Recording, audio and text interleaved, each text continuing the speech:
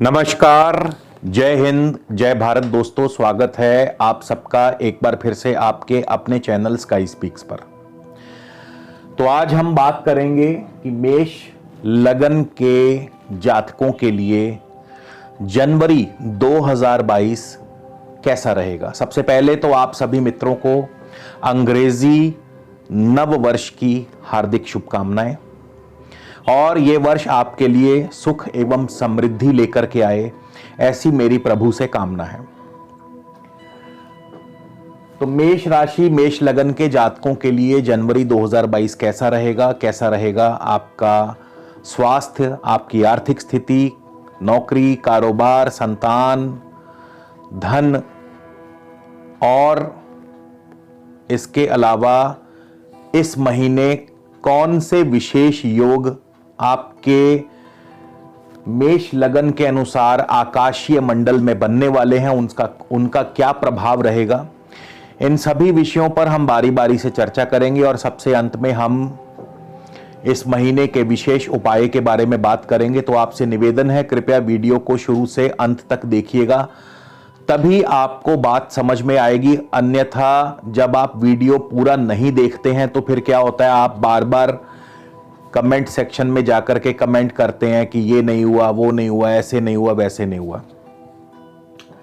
और दूसरी एक खास ज्योतिष का जो नियम है, जो हमेशा लागू होगा आगे के लिए भी, वो बता दूं कि जो ज्योतिष है ये 3 नियमों पर आधारित है। सबसे प्रथम नियम है कर्म योग। कर्म योग यानी जब आपका जन्म हुआ, जो भी आपके पूर्व जन्म के संचित कर्म थे, उन कर्मों का लेखा जोखा आपकी जन्म पत्रिका में मौजूद रहता है, उसी को कर्म योग कहा जाता है। यानी ज्योतिष कर्म पर आधारित है और इसका फल कर्म पर आधारित है। जो भी आप कर्म करके आए हैं या जो भी आप कर्म कर रहे हैं, उनका फल आपको अवश्य मिलेगा। इसके अलावा संयोग यानी दशा अंतरदशा। और सबसे तीसरा व अंतिम ज्योतिष का जो स्तंभ है वो है गोचर यानी भोग। तो ज्योतिष इनके मुख्य जो 3 स्तंभ हैं वो है कर्म, संयोग यानी दशा अंतरदशा और भोग यानी आपका यह गोचर फल। तो यहां पे हम केवल ज्योतिष के उन 3 स्तंभों में से केवल एक स्तंभ की बात करते हैं, गोचर की। पहले 2 स्तंभ हमें आपके मालूम नहीं है कि आपकी कुंडली क्या है, आपकी दशा अंतरदशा क्या है। तो जरूरी नहीं है कि सबको एक जैसा ही फल प्राप्त होगा, तो प्लीज इस बात का हमेशा ध्यान रखा करें। इसके अलावा यदि आप मुझसे किसी भी प्रकार का निजी ज्योतिषीय परामर्श लेना चाहते हैं, स्क्रीन पर मेरा व्हाट्सएप नंबर दिया गया है।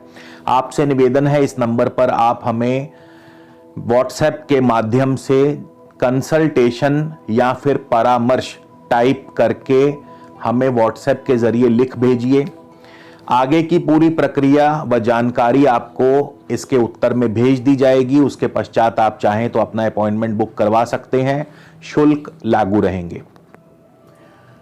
मेष राशि मेष लग्न की बात कर रहे हैं हम। राहु आपके द्वितीय भाव में है, पूरा महीना यहीं रहेंगे। केतु अष्टम में है। मंगल जो है इस महीने की शुरुआत में अष्टम भाव में होंगे। 16 जनवरी को मंगल नवम भाव में चले जाएंगे। शुक्र पूरा महीना वक्री रहेंगे, रेट्रो रहेंगे नवम भाव में। सूर्य 14 जनवरी तक नवम भाव में होंगे। 14 जनवरी को सूर्य दशम भाव में मकर राशि में शनि के साथ युति योग बनाएंगे। बुध भी यहीं पर मौजूद हैं, तो सूर्य बुध शनि का युति योग बनेगा। बुध भी मकर राशि में रहेंगे और बुध 14 जनवरी को रेट्रो हो जाएंगे, यानी वक्री हो जाएंगे 14 जनवरी को। और बृहस्पति जो है आपके लाभ स्थान में कुंभ राशि में है। तो ये तो था गोचर। अब इसके फल क्या प्राप्त होंगे, तो सबसे पहले मैं आपको बता दूं, इस गोचर फल को लगन से ही देखने का प्रयास कीजिएगा। और यदि आपको अपनी लग्न राशि मालूम नहीं है तो ऐसे में आप अपनी चंद्र राशि से भी इसे देख सकते हैं। स्वास्थ्य के अधिपति, लगन से स्वास्थ्य देखा जाता है या लगन से जनरल वेलबींग, सेहत, स्वास्थ्य, और लग्नेश पर आधारित होता है कि आपका ये जो पूरा महीना है वो कैसा रहने वाला है। तो लग्नेश मंगल आपके अष्टम भाव में बैठे हैं, केतु के साथ युति योग बना करके बैठे हैं। लग्नेश का अष्टम भाव में जाना, केतु के साथ युति योग बनाना, तो महीने का जो फर्स्ट हाफ है 16 जनवरी तक आपको सेहत व स्वास्थ्य संबंधी दिक्कतें व परेशानी आ सकती है। अष्टम भाव स्वास्थ्य की हानि करता है, अष्टम भाव धन की भी हानि करता है, अष्टम भाव मार्ग में आपके बाधाएं पैदा करता है, अष्टम भाव कड़ी मेहनत के बावजूद भी आपको सफलता नहीं लेने देता है या सफलता का स्वाद चखने नहीं देता है। तो अष्टम भाव में मंगल और केतु के प्रभाव से चोट, दुर्घटना, सर्जरी, स्वास्थ्य हानि, धन हानि, भय, शोक, ये सब संभव है, बिल्कुल संभव है। तो महीने की शुरुआत ज्यादा बढ़िया नहीं है। मंगल 16 जनवरी को नवम भाव में चले जाएंगे। नवम भाव में फिर भी सेहत संबंधी सुधार होगा, सेहत के मामले में आपको राहत मिलेगी। इस दौरान मंगल जो है 2 जनवरी को ज्येष्ठा यानी बुध के नक्षत्र में होंगे, और बुध कौन है? तृतीयेश और षष्ठेश। बुध तृतीयेश भी हैं और षष्ठेश भी हैं। तृतीयेश होने के नाते छोटी मोटी यात्रा, लेकिन यात्रा में असुविधा, जैसा मैंने बताया कि चोट या दुर्घटना का भय बना रहेगा, तो यात्रा भी होगी और यात्रा में असुविधा या कष्ट भी हो सकता है। और बुध षष्ठेश भी हैं। ये हम मंगल की बात कर रहे हैं और दशा अंतरदशा भी मंगल की ही देखिएगा। अभी हम मंगल की ही बात कर रहे हैं। बुध इसलिए बीच में आ गया क्योंकि मंगल ज्येष्ठा यानी बुध के नक्षत्र में है। तो बुध छठे भाव के स्वामी है, रोग देंगे, ऋण देंगे। छठे भाव के स्वामी है, प्रतियोगी परीक्षाओं में सफलता भी देंगे। इसके बाद बुध तृतीयेश और षष्ठेश होकर के दशम भाव में बैठे हैं, तो कार्यों में मेहनत से, पराक्रम से डबल एफर्ट्स लगा करके सफलता भी दिलाएंगे। लेकिन छठा भाव और आठवां भाव जुड़ा हुआ है। बार बार कह रहा हूं, सेहत व स्वास्थ्य का ध्यान रखिएगा, वाद विवाद से दूर रहिएगा, वाहन संभल के चलाइएगा। चोट, दुर्घटना, सर्जरी, ऐसी संभावनाएं बनती नजर आ रही हैं। मंगल 16 जनवरी को चले जाएंगे। अब मंगल देखिए एक विडंबना, मंगल 16 जनवरी को नवम भाव में जाएंगे। अभी मैंने कहा कि नवम भाव में मंगल जो है थोड़ा सा सेहत संबंधी राहत देंगे, लेकिन मंगल ने इस फल को नकार दिया। क्यों नकार दिया? क्योंकि मंगल 16 जनवरी को मूल नक्षत्र केतु के नक्षत्र में चले जाएंगे और केतु वापस अष्टम भाव में ही बैठे हैं। तो यानी कि मंगल से जो थोड़ी बहुत उम्मीद थी सेहत स्वास्थ्य संबंधी सुधार की, वो क्षीण हो गई, वो कम हो गई। कारण कि 16 जनवरी को मंगल जैसे ही धनु राशि में प्रवेश करेंगे, उसी के साथ मंगल मूल नक्षत्र में प्रवेश करेंगे। मूल नक्षत्र के स्वामी केतु अभी अष्टम भाव में ही चल रहे हैं। तो कहने का अर्थ यह हुआ कि यह पूरा का पूरा माह जो है सेहत व स्वास्थ्य के लिए उपयुक्त नहीं है, मेष लगन, मेष राशि के लिए। और दूसरी बात, एक चीज और ध्यान दीजिए, राहु आपके धन भाव में बैठे हैं। एक तो साल की शुरुआत ही काल सर्प दोष से होने वाली है, क्योंकि सभी नवग्रह राहु केतु की गिरफ्त में आ चुके हैं। और दूसरा, राहु बैठे धन भाव में। धन भाव में आर्थिक रूप से दिक्कतें पैदा करेंगे। क्यों करेंगे? उसकी वजह यह है कि राहु स्वयं भी वक्री हैं। वैसे ही राहु केतु हमेशा वक्र ही रहते हैं, लेकिन राहु शुक्र की राशि में है और शुक्र भी पूरा महीना वक्र अवस्था में रहेंगे। धनेश होकर के शुक्र वक्र अवस्था में है, तो पैसा रुक रुक करके आएगा, पैसा रुक रुक करके आएगा। राहु स्वयं वक्री, राहु का राशि स्वामी वक्री, पैसा रुक रुक करके आएगा। इंपोर्ट एक्सपोर्ट का कारोबार धीमा चलेगा या उसमें बार बार व्यवधान पैदा होंगे। और शुक्र क्योंकि धनेश और सप्तमेश भी हैं, तो धनेश और सप्तमेश यानी आर्थिक रूप से थोड़ी सी तंगी महसूस होगी, कारोबार भी थोड़ा सा कम महसूस होगा या कारोबार धीमा चलेगा। इंपोर्ट एक्सपोर्ट का या डोमेस्टिक कारोबार धीमा चलेगा। और इसके अलावा राहु जो है कृतिका यानी सूर्य के नक्षत्र में है। अब सूर्य भी जो है पंचमेश होकर के महीने के शुरुआत में नवम भाव में होंगे, तो थोड़ा बहुत काम धंधा धीमा रखेंगे। 14 जनवरी को सूर्य दशम भाव में चले जाएंगे, तो इसके बाद से थोड़ा काम धंधा स्पीड पकड़ेगा। लेकिन क्योंकि राहु शुक्र की राशि में पूरा महीना ही रहेंगे और शुक्र पूरा महीना वक्री रहेंगे, तो भले ही काम धंधा थोड़ा गति पकड़ेगा, लेकिन आर्थिक रूप से तंगी फिर भी महसूस होगी, क्योंकि पैसा अभी भी रुक रुक करके आएगा। तो ये महीना थोड़ा पैसे के मामले में तंग रह सकता है, हाथ जरा तंग हो सकता है। केतु अष्टम भाव में है, केतु मंगल की राशि में है, मंगल भी अष्टम भाव में रहेंगे 16 जनवरी तक। उसके बाद मंगल चले जाएंगे आपके नवम भाव में, लेकिन मंगल फिर मूल नक्षत्र केतु के नक्षत्र में होंगे, केतु अष्टम भाव में ही रहेंगे। तो जैसा मैं पहले ही बता चुका हूं कि सेहत स्वास्थ्य का ध्यान रखें, धन हानि स्वास्थ्य हानि के पूरे पूरे योग बने हुए हैं। उसके अलावा केतु अनुराधा यानी शनि के नक्षत्र में है, तो अब केतु की दशा अंतरदशा में स्वास्थ्य हानि धन हानि भी होगी, लेकिन पैसा भी आएगा। क्यों आएगा? क्योंकि केतु अनुराधा शनि के नक्षत्र में है। देखिए, कोई भी ग्रह अपनी ही दशा अंतरदशा में अपना फल प्रबलता से देगा। तो जैसे हमने पहले मंगल की बात की, तो मंगल की दशा अंतरदशा जिनको चल रही है उनको मंगल के फल प्राप्त होंगे। हमने राहु की बात की, राहु की दशा अंतरदशा जिनको चल रही है उन्हें राहु के फल प्राप्त होंगे। अब हम केतु की बात कर रहे हैं, तो केतु की दशा अंतरदशा जिनको चल रही है उनको केतु के फल प्राप्त होंगे। तो केतु कैसा फल देंगे? स्वास्थ्य हानि धन हानि करेंगे, बिल्कुल करेंगे, लेकिन साथ ही साथ पैसे की भरपाई भी कर देंगे। कैसे करेंगे? क्योंकि अनुराधा नक्षत्र में है, शनि के नक्षत्र में, और शनि दशमेश और लाभेश होकर के अपनी स्वराशि में बैठे हैं, अपनी खुद की राशि में बैठे हैं। और केतु शनि के माध्यम से कारोबार भी चलाते रहेंगे और धन लाभ भी करवाते रहेंगे, भले ही अष्टम भाव में हो। तो केतु की दशा अंतरदशा मिश्रित फल देगी, स्वास्थ्य के मामले में कमजोर, लेकिन आर्थिक स्थिति से या कारोबार के मामले में बढ़िया फल देगी। उसके बाद नवम भाव की बात कर ले। नवम भाव में पहले तो महीने के शुरुआत में सूर्य होंगे, 14 जनवरी तक सूर्य रहेंगे, फिर सूर्य जो है दशम भाव में चले जाएंगे।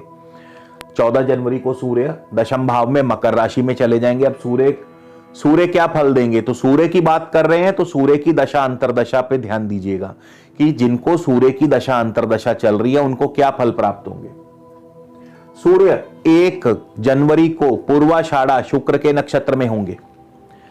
अब सूर्य स्वयं मार्गी हैं, नवम से दशम नवम भाव में है, भाग्य भाव में है, धार्मिक कार्यों में धार्मिक उत्सवों में भाग लेंगे, कोई दो राय नहीं।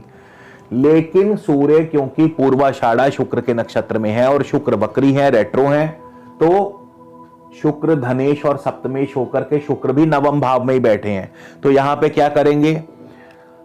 चाहते हुए भी आपको इंपोर्ट एक्सपोर्ट का कारोबार हो या डोमेस्टिक कारोबार हो, उसमें आर्थिक तंगी रहेगी। आपके कार्य अभी नहीं बन पाएंगे या उसमें रुकावट आएगी।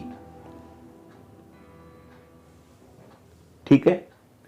11 जनवरी को सूर्य चले जाएंगे उत्तराषाढ़ा नक्षत्र में, सूर्य का अपना नक्षत्र है, और 11 से 14 जनवरी तक पंचमेश होकर के सूर्य आपके नवम भाव में बैठे हैं। तो पंचमेश होकर के नवम भाव में संतान की वृद्धि करते हैं, शेयर मार्केट से आपको लाभ दिलाते हैं, निवेश बढ़ेगा, आपका कारोबार खास करके विदेशी कारोबार बढ़ेगा।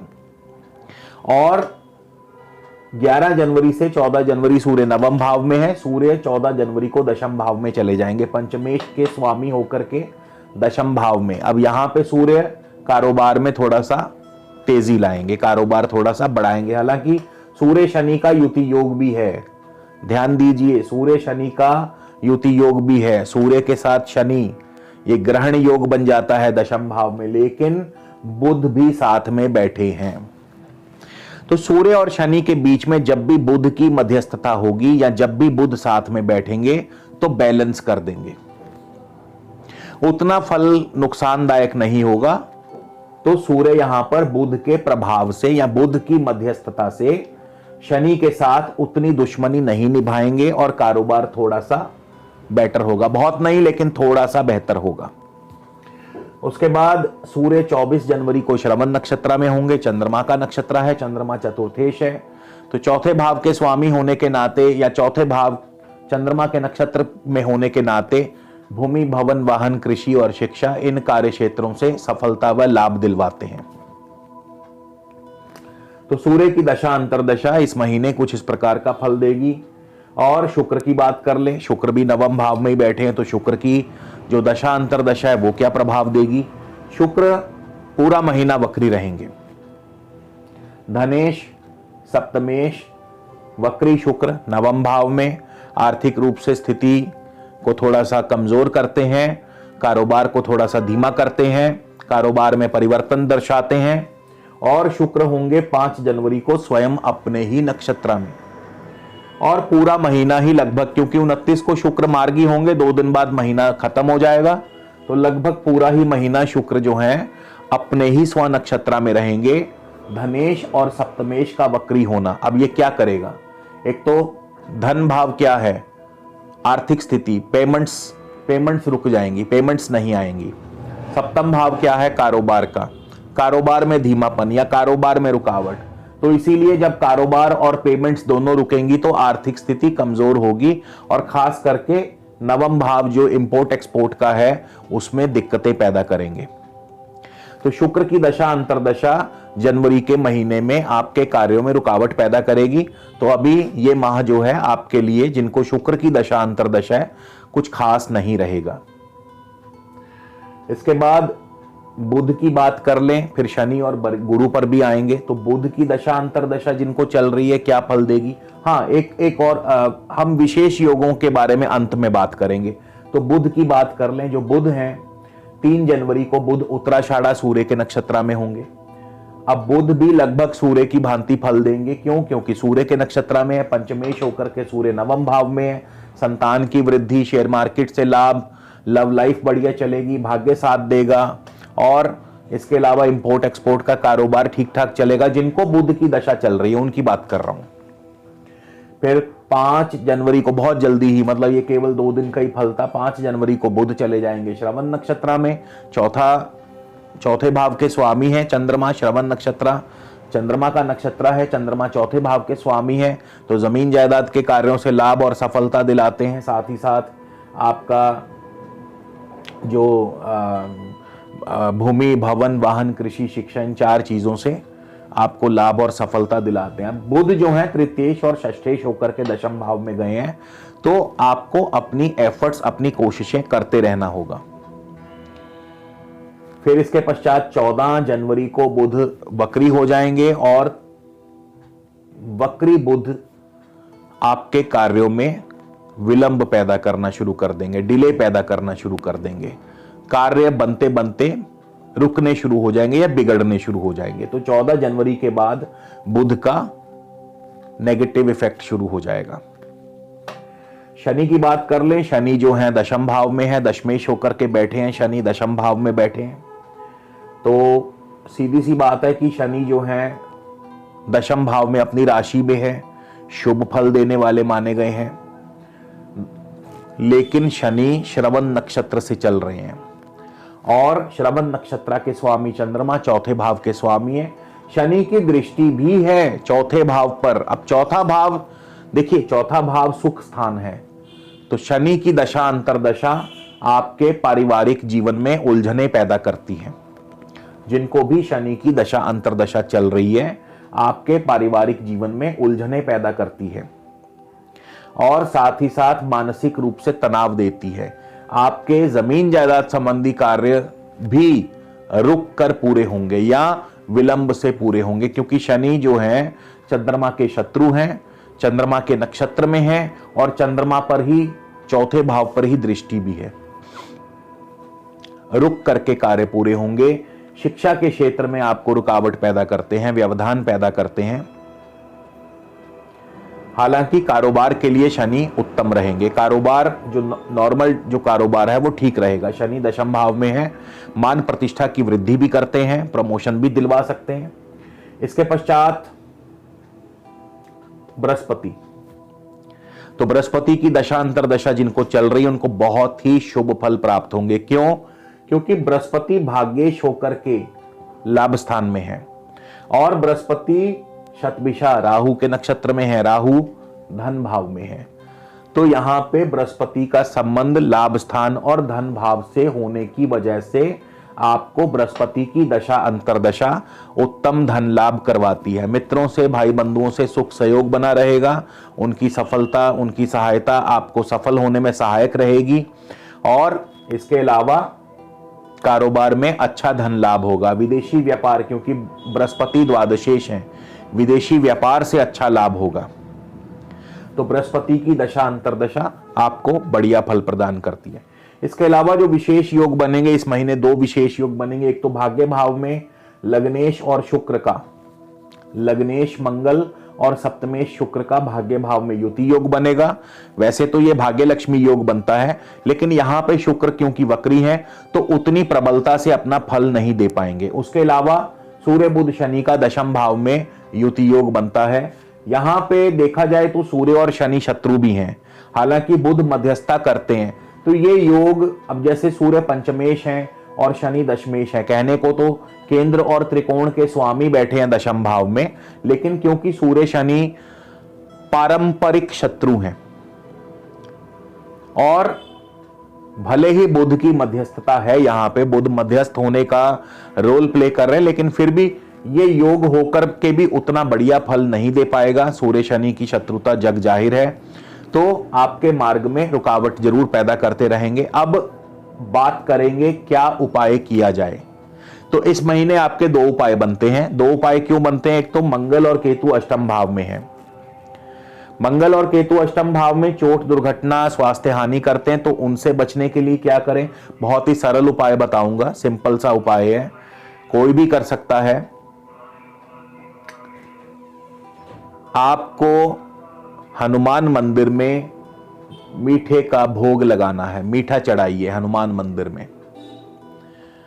हनुमान जी को मीठा अर्पित करें। सबसे उत्तम उपाय, हनुमान जी को मीठा अर्पित करें, मीठे का भोग लगाएं, मीठा बांटें, गरीबों में मीठा बांटें। और दूसरा उपाय, अंधों को खाना खिलाएं, क्योंकि जो ये सूर्य शनि का ग्रहण योग बन रहा है आपके दशम भाव में, तो यहां पे जितनी हो सके अंधों की सेवा करें, उनको खाना खिलाएं। यदि ऐसा संभव नहीं है तो फिर आप ऐसे में शनि मंदिर में नारियल और बादाम, नारियल कोई भी चलेगा, पानी वाला नारियल, सूखा नारियल कोई भी ले सकते हैं, नारियल और बादाम शनि मंदिर में शनि देव को अर्पित करें और उनसे प्रार्थना करें कि हे शनिदेव, हम पर अपनी कृपा दृष्टि बनाए रखिए। हालांकि कहने को शश योग है, लेकिन अभी ये शश योग अपना पूर्ण प्रभाव नहीं देगा, क्योंकि एक तो शनि सूर्य के साथ हैं, अपने कट्टर शत्रु के साथ हैं, दूसरा शनि श्रवण नक्षत्र से चल रहे हैं, चंद्रमा का नक्षत्र है ये। इसके अलावा दृष्टियों की बात कर ले, शनि की 12वें स्थान पर दृष्टि है। 12वें स्थान पर शनि की दृष्टि आपके मार्ग में रुकावट पैदा करती है और कहीं ना कहीं आपको आपकी नींद में खलल डालती है। चौथे भाव पर दृष्टि के बारे में हम बात कर चुके हैं। 7वें घर पर शनि की अपनी उच्च राशि पर दृष्टि है, तो थोड़ा बहुत काम धंधा शनि चलाते रहेंगे। दशम भाव में बैठकर सप्तम भाव पे शनि की दृष्टि जो है, काम धंधा चलता रहेगा। बृहस्पति की तृतीय भाव पर दृष्टि भाई बंधुओं का सुख सहयोग दिलवाती रहेगी। पंचम भाव पर बृहस्पति की दृष्टि संतान की वृद्धि में सहायक रहती है, संतान की तरक्की में सहायक रहती है। और बृहस्पति की सप्तम भाव पर दृष्टि दाम्पत्य सुख के लिए भी बढ़िया है और विवाह आदि कार्यों को भी संपन्न कराती है। तो मेष लग्न, मेष राशि के जातकों के लिए जनवरी 2022 कुछ मिला जुला रहेगा। दशा अंतर दशा कैसी रहेगी ये भी हमने बताया। उम्मीद करता हूं वीडियो अवश्य पसंद आएगा। अगले वीडियो में फिर मिलेंगे, तब तक के लिए नमस्कार, जय हिंद, जय भारत।